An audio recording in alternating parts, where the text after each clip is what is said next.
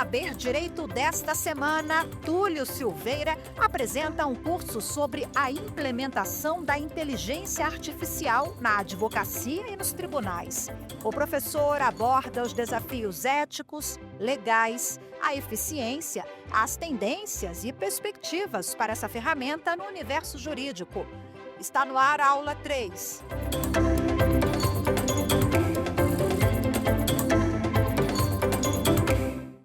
Olá, seja muito bem-vinda, seja muito bem-vindo ao programa Saber Direito da TV Justiça. Eu me chamo Túlio Silveira, sou advogado, professor, mestre em Direito, doutorando em Direito e vamos falar hoje sobre a inteligência artificial nos tribunais.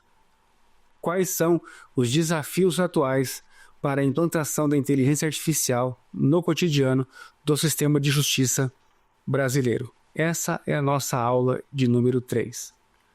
O objetivo desse nosso encontro é explorar o uso da inteligência artificial nos tribunais e compreender os seus impactos, oportunidades e desafios de implementação. Quais dessas tecnologias o sistema de justiça brasileiro já está implementando? Quais dessas tecnologias nós estamos nos sujeitando diariamente?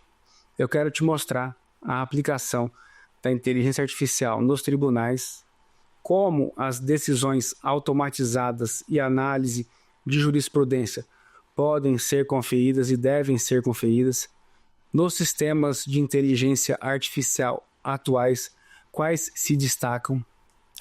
Vamos falar um pouco sobre a revisão da Resolução 332 do CNJ e quais são os desafios atuais disso tudo.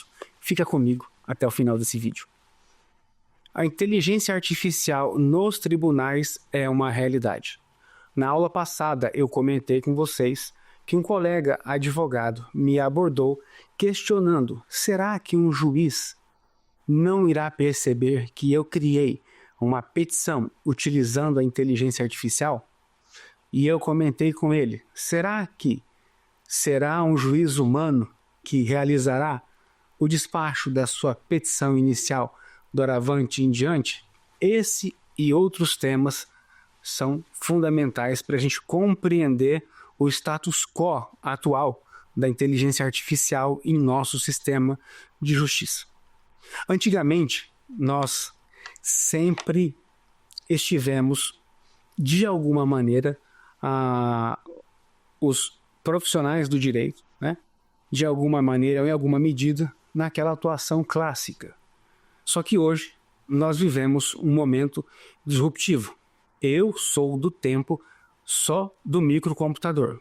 Eu não redigi petição inicial em máquina de escrever.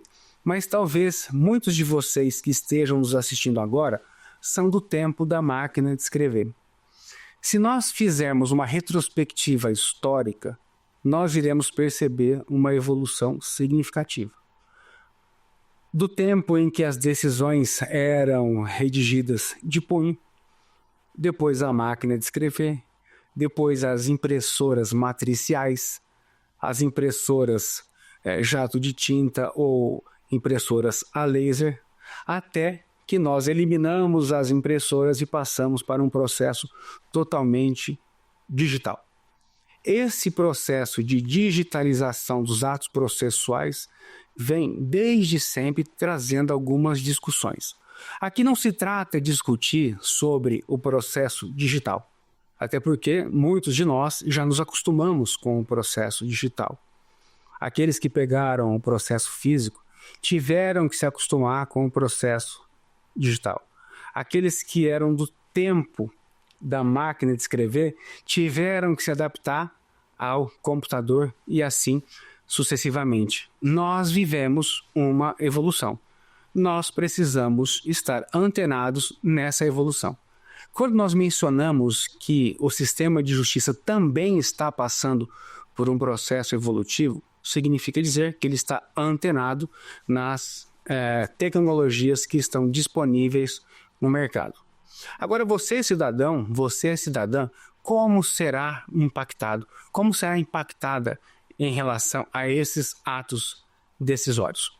Nós acompanhamos já por diversas vezes as entrevistas às autoridades constituídas explicando a utilização da inteligência artificial pelo nosso sistema de justiça. Só que o que a gente precisa ficar atento é o seguinte: por que eu vou utilizar a inteligência artificial no sistema de justiça? Quais são as vantagens da utilização da inteligência artificial nesse sistema de justiça? Algumas pessoas poderão dizer o seguinte: Túlio, em determinada localidade, o processo leva X meses para ser despachado. X meses para ter o primeiro despacho da petição inicial.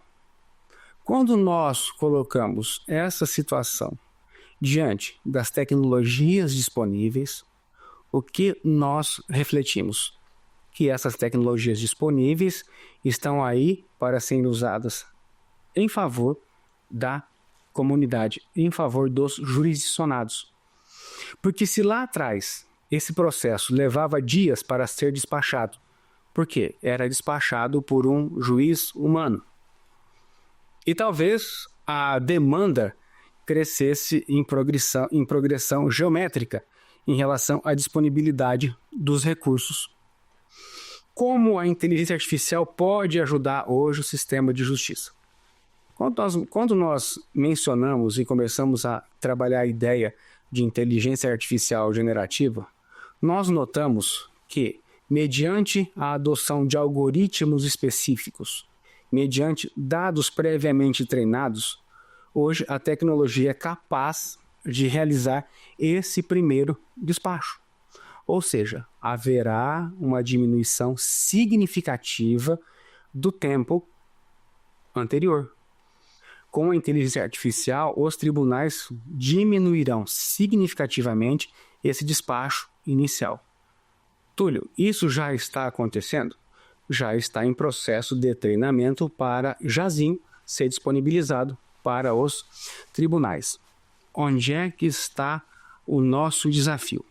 É compreendermos que a implementação, a incorporação da inteligência artificial aos tribunais visa aumentar substancialmente a sua eficiência e trazer para o jurisdicionado uma resposta suficientemente hábil, suficientemente rápida para que ele tenha os seus anseios atendidos.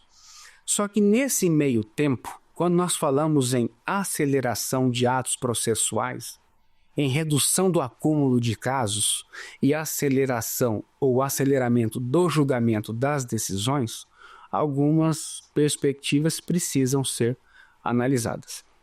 Primeiro, como essas decisões se darão? Em nosso ordenamento jurídico, nós temos, por exemplo, no Código Civil, a proteção aos direitos naturais, aos direitos da pessoa, ao direito da pessoa civil, ao direito empresarial. Vários direitos lá no Código Civil protegem. Tanto que o cidadão é alcançado pelo direito civil desde o seu nascimento até sua morte. No Código Penal, o Código Penal vem para estabelecer as condutas tidas como típicas e antijurídicas. Ou seja, eu tenho um Código Penal onde define a conduta e a pena. Eu tenho o Código Civil, eu tenho a Constituição Federal, a Carta Maior, e ali dentro eu preciso identificar como é que esse processo decisório vai impactar nessas relações sociais, nos direitos individuais e nas garantias fundamentais. Digo isso porque estou estudando no doutorado e a minha tese é relacionada a direitos e garantias penais constitucionais. E a hipótese central não se trata de quando, mas de como seremos julgados por robôs. E aqui o robô, já comentei em aula anterior, não é aquele ser autônomo, né? Não é aquele ser antropomorfo, é o robô de inteligência artificial. Nós já temos alguns exemplos que são adotados pelos próprios tribunais, só que nos Estados Unidos isso já vem sendo adotado. Na China, isso já vem sendo adotado. Na Coreia, isso já vem sendo adotado. Alguns modelos precisam ser analisados sob o ponto de vista da nossa realidade jurídica. Vou dar um exemplo. Imagine você que antes da tecnologia, o teu processo levava em média 3 meses para ser despachado. 3 meses para ter o primeiro despacho da petição inicial. Com a tecnologia, nós podemos acelerar esse despacho, estabelecendo como a máquina no lugar do indivíduo, do decisor, mas sob a supervisão desse órgão decisor, sob a supervisão do juiz. Só que existe uma questão que precisa ser observada no ato da regulamentação. A primeira questão: não basta ser rápido para falar não. O que isso quer dizer na prática? Vamos imaginar que você tem lá uma petição inicial nos termos do 319 e tem um pedido de tutela de urgência. Vamos dar um exemplo aqui: o fornecimento de um medicamento de alto custo para uma doença que não está contemplada na lista do Sistema Único de Saúde. Quando o indivíduo, o juiz humano, despacha aquela petição, ele analisa não só o conteúdo jurídico, mas o conteúdo fático e leva em consideração a percepção daquele momento e a gravidade do caso. Despacha-se a petição inicial, concedendo ou não a tutela de urgência mediante o preenchimento dos requisitos do artigo 300 do Código de Processo Civil. Isso, o juiz humano, o indivíduo. Agora, como é que essa máquina, como é que esse robô despacharia essa petição inicial? Será que ela teria condições efetivas de perceber não apenas a gravidade do caso, mas analisar todo o contexto ao qual é submetida aquela situação e ali sim deferir quando for de direito ou indeferir quando não for de direito? É esse desafio atual que nós precisamos enfrentar. É como a máquina vai perceber, como a máquina vai se comportar diante das situações específicas. Trouxe o exemplo aqui de um despacho, de uma petição inicial, que, a meu ver, seria binário, sim ou não. Na lógica de programação do algoritmo, trazendo aquelas regras, atende os requisitos do 319? Sim. Tem pedido de tutela de urgência? Sim. Atende os requisitos do artigo 300? É aí que a binariedade, o sim ou não, talvez se torne mais complexo. É onde a gente precisa entender e estudar caso a caso como será o comportamento dessa inteligência artificial. Como será o comportamento desse resultado. Porque dentro desse algoritmo, nós precisamos identificar a existência de vieses. O que são vieses? São adornos e artefatos inseridos sem que haja uma comprovação daquela situação. Vou dar um exemplo.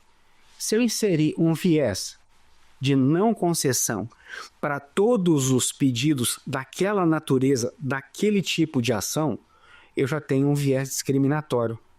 Porque o algoritmo vai entender que, se for contra o Estado, aspas, deve ser negada a ação. E isso é inadmissível. Porque dentro do algoritmo, nós já mencionamos que ele deve ser transparente e a explicabilidade da decisão deve ser garantida. Se a gente não conseguir trazer a identificação desse viés, e aí se o viés for identificado, ele precisa ser automaticamente corrigido, porque o processo decisório poderá tomar um direcionamento totalmente equivocado em relação àquela demanda. E a ideia de desafogar o judiciário com despachos mais ágeis acaba caindo por terra. Porque se um dos objetivos da inteligência artificial é reduzir os prazos processuais, e aqui leia-se, é reduzir o tempo de resposta, porque os embargos de declaração continuarão sendo opostos em até 5 dias úteis. A apelação continuará sendo interposta em 15 dias úteis. Aqui não é redução de prazos processuais, é redução do tempo de resposta em relação àqueles prazos processuais. Então, dentro dessa lógica de programação, trazer o objetivo para a diminuição da sobrecarga de trabalho dos magistrados tem que ser analisado com muito cuidado. Nessa mesma petição, onde o autor requer a concessão de um medicamento de alto custo, não previsto na lista do Sistema Único de Saúde, se porventura a inteligência artificial identificar que mesmo havendo um pedido de justiça gratuita, ela entender que aquela simples declaração de hipossuficiência não seja suficiente para comprovar a pobreza do autor, isso de forma automática não pode ser concebido. Deve-se atender ainda à supervisão humana. Todo resultado deve depender dessa supervisão humana. Então, analisando padrões decisórios, analisando decisões anteriores, analisando casos específicos, eu posso sim trazer essa automação com inteligência artificial para os tribunais. Mas quais são os nossos desafios atualmente? Eu entendo que um deles é conseguir colocar dentro dessa lógica de programação todas as possibilidades. E aqui, quando eu digo todas, a maioria delas em relação àquilo que se busca. E tentar, sim, entender como isso deve começar. Qual é o primeiro passo a ser dado pelo judiciário? E aí a gente vai fazer aqui para você uma apresentação. Então, só para você entender, o objetivo, a meu ver, hoje, com a implementação da IA no sistema de justiça, é reduzir os prazos processuais, diminuir a sobrecarga de trabalho, que é estressante, tá, dos magistrados, e aumentar a precisão na análise de jurisprudência e na gestão de processos. No Brasil, o CNJ lidera a implementação dessas diretrizes, fazendo a revisão da Resolução 332. E a gente aguarda com muita ansiedade a revisão da Resolução 332, porque a gente entende que ela é salutar para o funcionamento adequado da implementação da inteligência artificial no nosso sistema de justiça. Um ponto bem interessante que a gente precisa também identificar é o seguinte: entre essas decisões automatizadas, entre esses exemplos de inteligência artificial que a gente pode trazer, que a gente pode fazer referência, em alguns países já estão sendo adotados modelos decisórios em ações de menor complexidade, como em infrações de trânsito. Então, nos Estados Unidos já está sendo implementado, nesses casos de menor complexidade, como infrações de trânsito, essas decisões automatizadas. E aqui tem um detalhe interessante, né? Quem bate atrás tem razão ou não tem razão? Há o caso de abalroamento de veículo, quando o veículo A abalroa na traseira do veículo B. Quem está correto? O veículo A ou o veículo B? Talvez em uma análise superficial você já tenha aí a sua opinião. Mas como é que a gente traz isso para o sistema de justiça dentro de um algoritmo decisório, ainda que se tenha uma menor complexidade na infração de trânsito? Quais são as variáveis que serão permitidas para se analisar se aquele que realmente bateu na traseira do outro veículo estava sem razão? Não estou fazendo juízo de valor algum, só estou trazendo o quê? A complexidade do tema. Mas essa complexidade, ela precisa ser enfrentada se nós quisermos implantar as tecnologias. E volto a dizer, não é acelerar o processo para negar direito. É acelerar o processo para dar efetividade a esse direito. E a efetividade é o reconhecimento ou não ao direito. Nessa perspectiva, o que eu percebo nesses estudos que estou fazendo é que quando a gente tem um processo automatizado com inteligência artificial, para análise de jurisprudência, a gente consegue, sim, infinitamente analisar um volume maior de dados do que se nós fôssemos fazê-lo manualmente ou se nós fôssemos fazê-lo mecanicamente. Tá? Uma boa prática identificada é a que é adotada pelo STF, o Sistema de Inteligência Artificial Victor, onde ele analisa processos de repercussão geral, organizando as informações essenciais, e isso economiza um tempo significativo para os servidores do Supremo Tribunal Federal e para a própria organização judiciária. O ponto aqui a ser discutido é o seguinte: a inteligência artificial não vai substituir o servidor. A inteligência artificial vai auxiliar o servidor nessa tomada de decisões.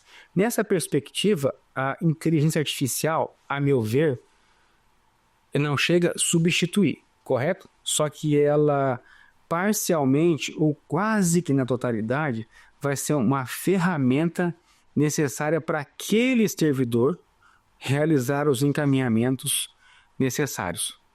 Nesse projeto Victor, depois você que está em casa nos assistindo, dê uma pesquisada, é uma iniciativa muito interessante do STF. Além do Victor, outras iniciativas também estão se avizinhando em outros tribunais. O Tribunal de Contas da União, por exemplo, já tem ali alguns robôs de análise de editais de licitação, onde eles ficam fazendo a verificação de possíveis irregularidades nos editais. Então, aquilo que era feito manualmente por um servidor, hoje é feito por um sistema de inteligência artificial que faz a pesquisa e analisa os editais, verificando aqueles editais que, em tese, estão contrariando os precedentes do Tribunal de Contas da União, contrariando os precedentes da súmula 222 daquele tribunal. No caso do sistema de justiça, eu vejo como uma iniciativa fundamental a gestão de processos judiciais. Como funcionará a gestão de processos judiciais? O primeiro passo a ser identificado é a questão da triagem da documentação, triagem dos documentos, organização das informações e priorização dos casos. Nesse tripé, triagem, organização das informações e priorização dos casos, a gente consegue, com os recursos disponíveis, dar vazão e atendimento satisfatório ao jurisdicionado. Um exemplo de gestão automatizada, o Tribunal de Justiça de Minas Gerais utiliza uma IA já para organizar e priorizar as ações de maior urgência. Como assim? Lembra que eu comentei lá, agora no começo, sobre o pedido de tutela de urgência? Na legislação brasileira, você tem os casos de prioridade. Ali a inteligência artificial já é capaz de definir, dentro dos casos prioritários pela legislação brasileira, adicionalmente à prioridade definida naquele escopo específico de prestar o resultado ou de entregar o resultado efetivamente ao jurisdicionado. Mas, Túlio, quais são os benefícios dessa gestão automatizada?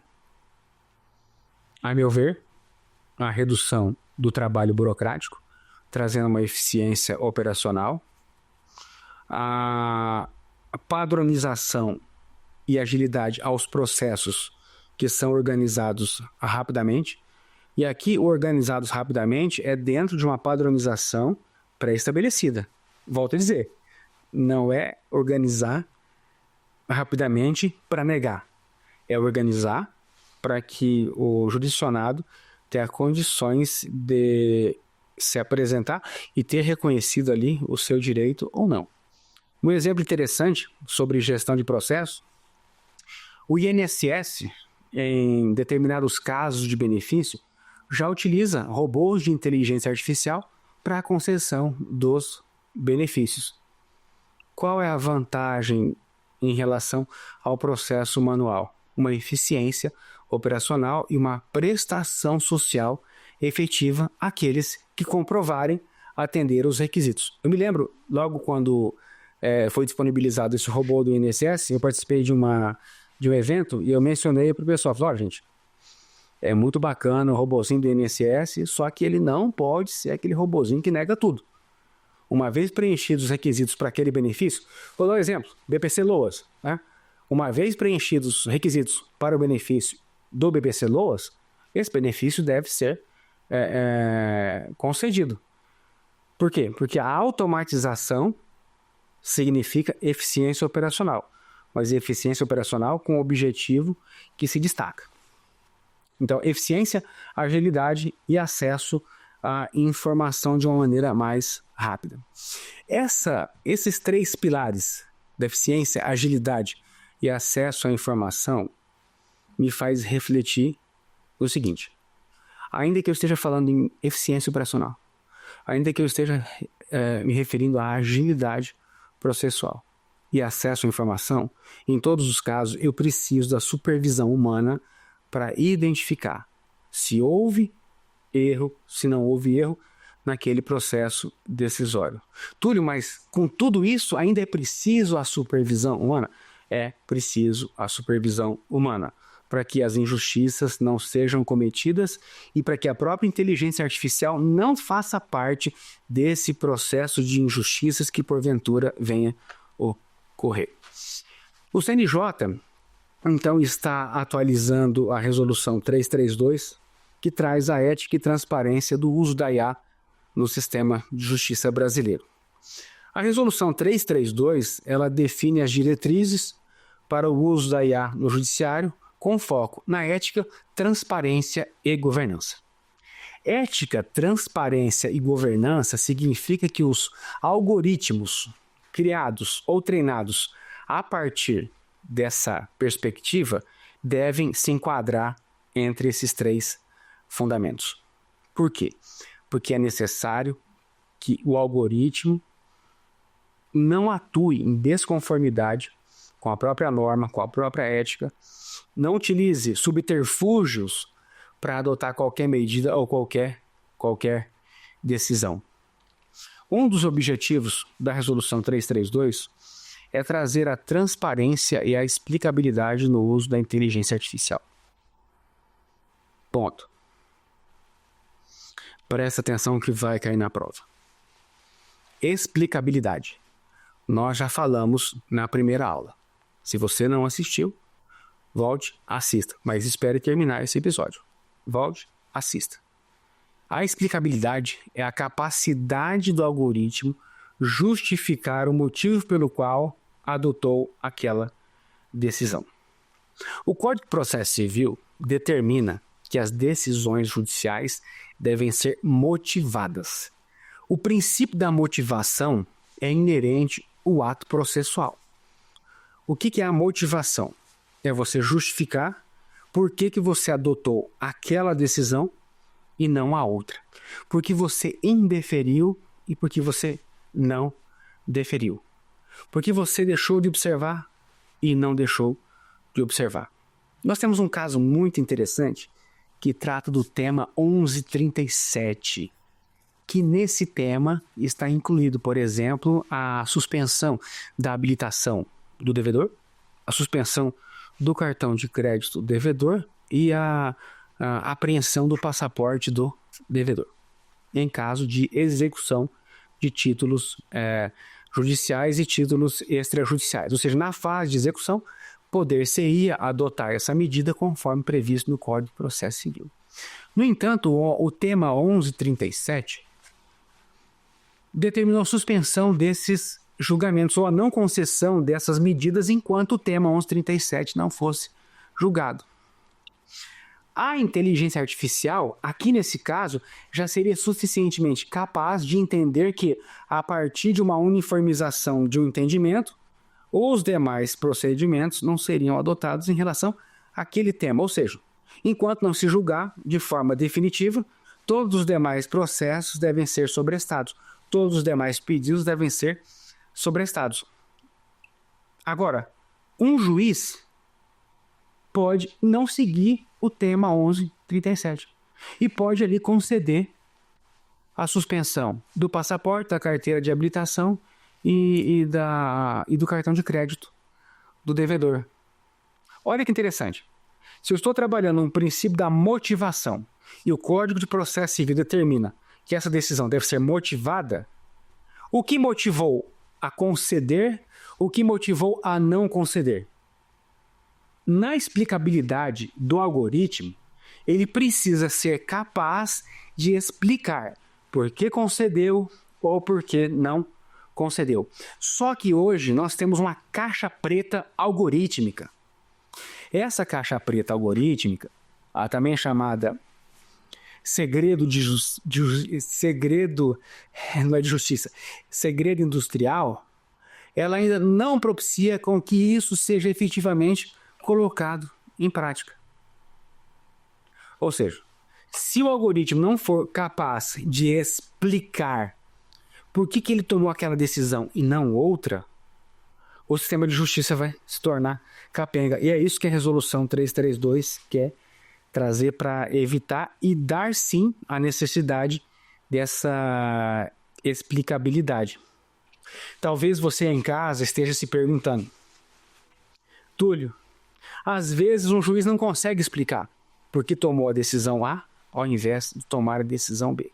Mas eu tenho certeza que a motivação está na sentença, a motivação está na decisão interlocutória.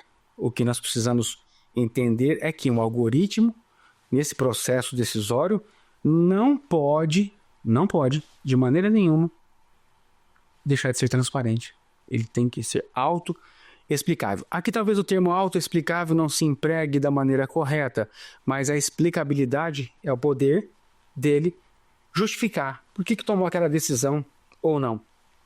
A Resolução 332 também traz o respeito à privacidade e à imparcialidade nos processos decisórios. O grande objetivo aqui agora dessa resolução é revisar para que ela se atualize com o avanço tecnológico, né?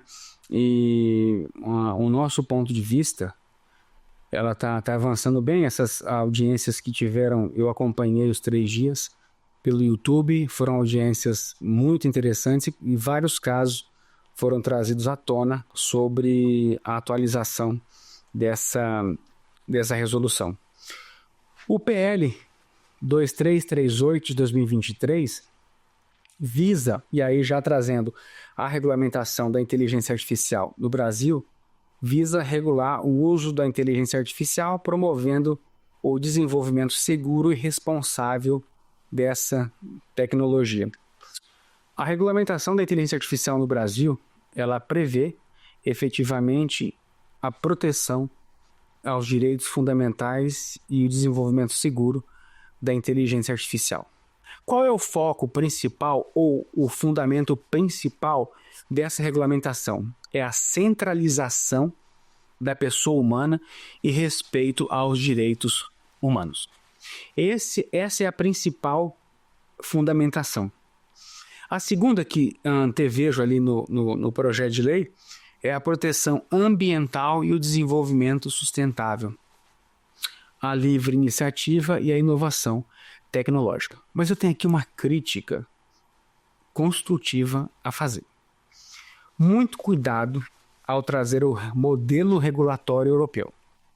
Por quê?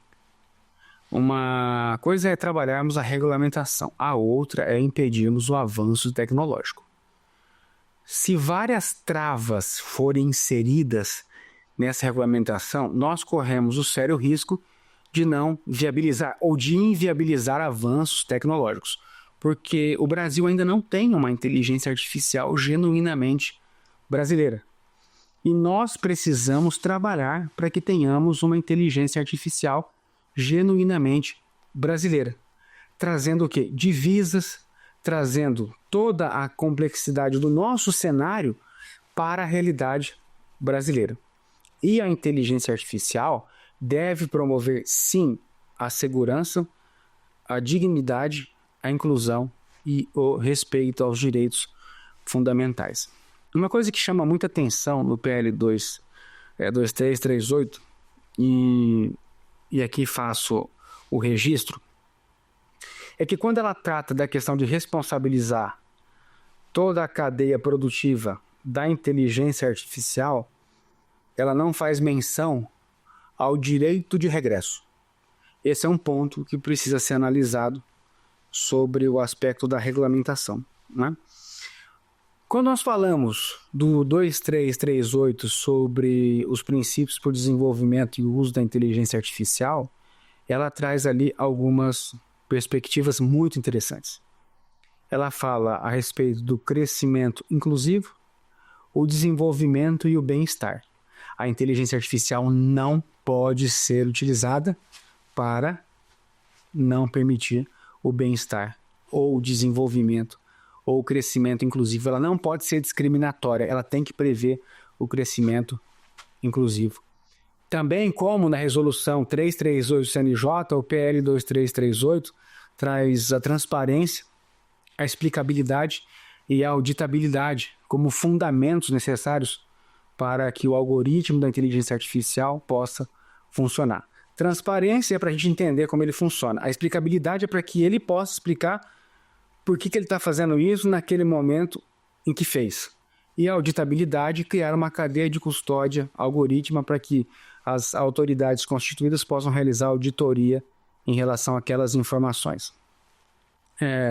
Recentemente foi noticiado que um indivíduo, um cidadão, acabou ceifando sua vida porque havia se apaixonado por uma inteligência artificial. Isso é um fato que requer muita atenção. Até que ponto essa nova relação social está impactando o direito à vida? Quem será responsabilizado por isso? Qual é a cadeia de responsabilização necessária que vai reparar essa ocorrência? Isso a gente precisa discutir, a gente precisa trazer à baila. Por quê? Porque nós vivemos uma nova situação social, onde pessoas estão se relacionando com inteligências artificiais que criam imagem, criam vídeo. E será que essas pessoas aí não precisam de uma atenção em relação à proteção? É tudo muito novo. Entendo eu que essas pessoas também precisam ser protegidas contra essas situações que podem ocorrer efetivamente. Então vamos lá. Transparência, explicabilidade e auditabilidade, prestação de contas e justiça. A inteligência artificial também precisa prestar contas. E justiça social. Rastreabilidade e mitigação de riscos. São outros dois fundamentos. O que é a rastreabilidade? É saber, é o poder de se identificar como aquela decisão foi tomada ou como aquela inteligência artificial se comportou naquele momento. Digamos que você peça para a inteligência artificial ensinar a você criar uma receita de bolo. Então você primeiro vai separar a farinha, vai separar a gema da clara, vai colocar um fio de óleo, colocar a quantidade de sal, dali você vai bater o bolo, deixar sovar, colocar para assar. Nem sei se é assim que faz bolo, tá? Mas ali tem uma ordem. Se você inverter a ordem, será que esse bolo vai funcionar? Da mesma maneira, a inteligência artificial, se ela conduzi-lo para um resultado que vai lhe imputar um erro, ou para uma situação onde você foi submetido a uma informação falsa, onde foi conduzido a tomar uma medida que não representava a realidade. Como isso será rastreável? Quais serão os riscos e como isso será mitigado? A IA, então, deve ser transparente e justa, permitindo o controle e minimizando os riscos. O projeto 2338 de 2023 traz alguns conceitos interessantes que, perante os sistemas, o nosso sistema de justiça, deve sim ser levado em consideração. Ela traz o conceito de sistema de IA, como é adotado da ciência da computação, né? Com sistemas computacionais com diferentes graus de autonomia para atingir objetivos específicos. Ela faz referência aos agentes de IA. Quem são os agentes? São os fornecedores e operadores do sistema, não apenas os fornecedores. Ela faz referência à autoridade competente, né, o órgão regulador e fiscalizador, e ela estabelece a delimitação de quem é responsável pela segurança e a conformidade do uso da inteligência artificial. As pessoas. Todas as pessoas que são afetadas por inteligência artificial têm direitos. Aqui o PL 2338 estabelece três pilares fundamentais. O primeiro deles é o direito à informação, explicação e contestação de decisões de IA. Para. 1 minuto da tua atenção. Direito à informação, explicação e contestação de decisões da IA. Isso muito se parece com a necessidade que está sendo colocada ao sistema de justiça, justamente porque aquelas decisões que porventura forem tomadas por inteligência artificial também tenham a possibilidade de serem contestadas. Não só o termo contestação na acepção do termo, mas o direito delas serem revistas em razão dessa explicabilidade, em razão dessa rastreabilidade. Direito à não discriminação e correção de vieses discriminatórios. Lembra do exemplo da ação para fornecimento de medicamento de alto custo que não está contemplada no SUS? A inteligência artificial não pode, de maneira alguma, trazer consigo um viés discriminatório que, se for contra o Estado, será indeferido. Se for contra o município, será deferido. Se for contra a União, será indeferido. Ela não pode trazer esse viés discriminatório. Ela precisa considerar a questão em si e todos os padrões comportamentais e decisórios anteriores. A proteção de dados pessoais conforme a LGPD estabelece. Outro ponto fundamental do PL 2338 são os direitos relacionados à informação e compreensão. Transparência nas interações e decisões automatizadas. Essa interação, essa transparência, nada mais é do que você avisar o usuário que a inteligência artificial pode cometer alguns erros e ela precisa ser supervisionada por um humano. O direito à explicação sobre o critério e lógica de programação dessa inteligência artificial. E as informações sobre a segurança e confiabilidade dos sistemas. Leia-se, toda inteligência artificial é um produto inacabado e por isso ela precisa sempre de supervisão humana. Direito à contestação e intervenção humana é uma das previsões legais do PL 2338. Possibilidade de revisão e correção de decisões automatizadas, solicitação de revisão humana em decisões significativas, ou seja, não deixar apenas para a inteligência artificial tomar essa decisão, proteção, novamente, contra esses vieses e a correção desses vieses e o atendimento ao fim social para o qual ela foi criada. No 2338, nós temos uma categorização de riscos da inteligência artificial, onde o PL prevê avaliação preliminar de riscos antes do uso da inteligência artificial. E aqui, pessoal, quando nós falamos de riscos, é o que ela vai impactar na sociedade. Qual será o impacto negativo perante a sociedade? Quais serão os resultados desse impacto negativo? E ela traz 2 tipos de risco. Ela traz o risco excessivo e o risco preliminar. Nesse preliminar, nós temos uma análise prévia, como o nome diz, sobre o grau e a natureza do risco. O risco excessivo são as proibições, a verificação para as proibições sobre a segurança pública e pontuação social. E aqui eu trago um exemplo lá nos Estados Unidos, como eu comentei na aula. O projeto Compass, do Wisconsin, quando faz referência ao processo decisório do sistema de justiça daquele estado, considerando o sistema de reincidência. Ele faz uma análise preditiva e analisa se aquele é o caso de que, se aquele sujeito for colocado na rua novamente, se tornará reincidente.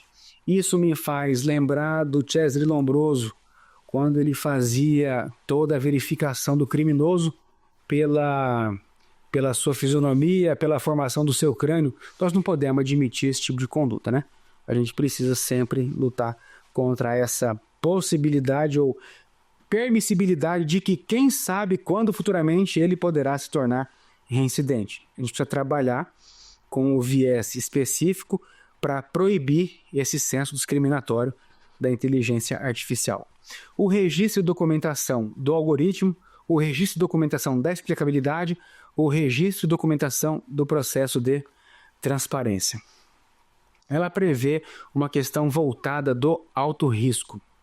No PL 2338, nós temos a identificação dos sistemas de alto risco. O que são os sistemas de alto risco?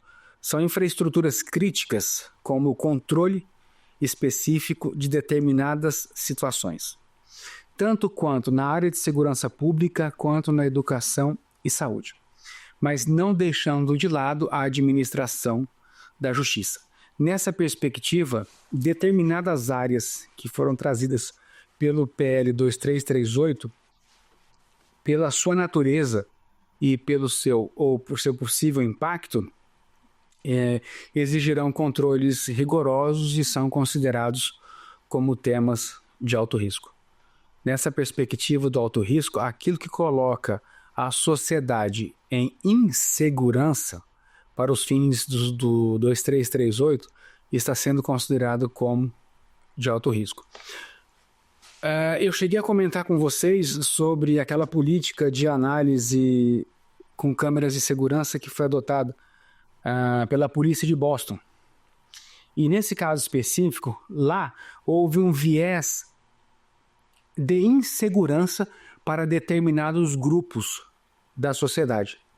Foi feita uma análise e em determinada situação, pessoas de cor negra, de bairros periféricos, foram mais identificadas com mais tendência a praticar crime do que outras regiões. Então, nesse exemplo, nós vemos um viés clássico de discriminação. Na parte de segurança pública, uma coisa é eu garantir a segurança da sociedade. A outra é eu trabalhar um ato discriminatório, o que é inadmissível no meu ponto de vista jurídico, no meu ponto de vista de intérprete da legislação e de operador do direito. Nos sistemas de inteligência artificial, nós temos o processo de governança. No PL 2338, as estruturas de governança e os processos internos foram pensados sempre trabalhando 3 pilares. O primeiro pilar, da transparência. O segundo, a gestão otimizada de dados e os requisitos adicionais para os sistemas de alto risco. A meu ver, isso deve seguir estruturas de governança clara com requisitos extras para sistemas de alto risco. Tudo quando for implicar ou quando for dizer respeito à parte da sociedade. Um tema bem interessante que foi classificado como sistemas de alto risco é a avaliação do impacto algorítmico das inteligências artificiais. Essa avaliação de impacto ela deve ser considerada quando o sistema for de alto risco, voltado, por exemplo, à segurança pública. Ela prevê quais são as etapas de análise desse sistema de alto risco, desse sistema de impacto, que é a preparação, cognição dos riscos, mitigação e monitoramento. Ela vê a necessidade, sim, de trabalhar profissionais qualificados para atuação na condução dessa algoritmização.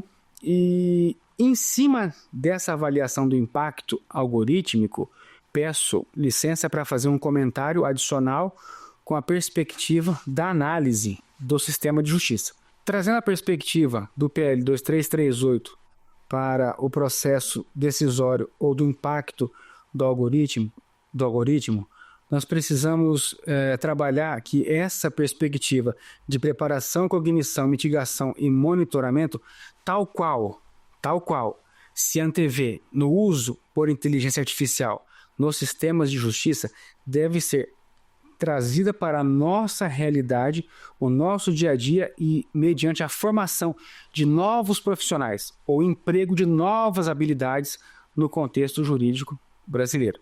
Quer seja na área da advocacia, quer seja na área com membros do Ministério Público ou com magistrados, trazer o desenvolvimento e a aplicação do emprego digital e de novas habilidades associadas.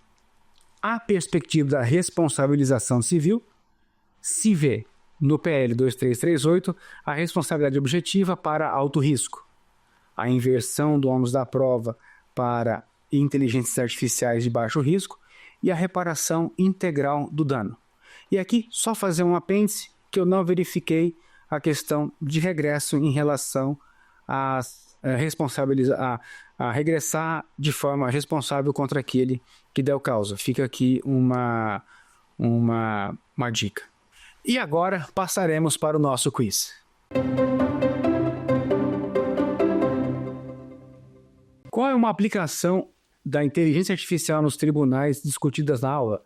Alternativa A, gestão de marketing jurídico. Alternativa B, decisões judiciais automatizadas. Alternativa C, previsão de condições meteorológicas. Alternativa D, análise de mercado financeiro. E a alternativa correta é decisões judiciais automatizadas. Com o intuito de desafogarmos o nosso sistema de justiça e a sobrecarga de trabalho dos magistrados, a inteligência artificial é uma ferramenta poderosa para trazer agilidade nas decisões judiciais, quer sejam elas em processos repetitivos ou processos específicos, mas, acima de tudo, trazer uma resposta eficiente aos jurisdicionados.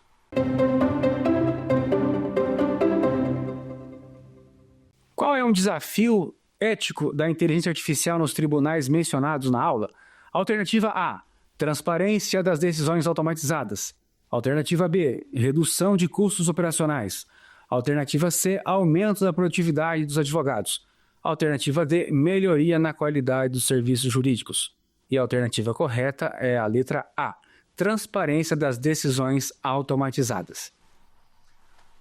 Um dos objetivos da explicabilidade algorítmica é que esse sistema consiga adotar e explicar por que tomou a decisão A ao invés de adotar a decisão B. Isso traz transparência efetiva ao processo decisório e à automação das decisões judiciais. Toda e qualquer decisão judicial deve ser motivada. No caso da justiça algorítmica, ela deve ser motivada igualmente.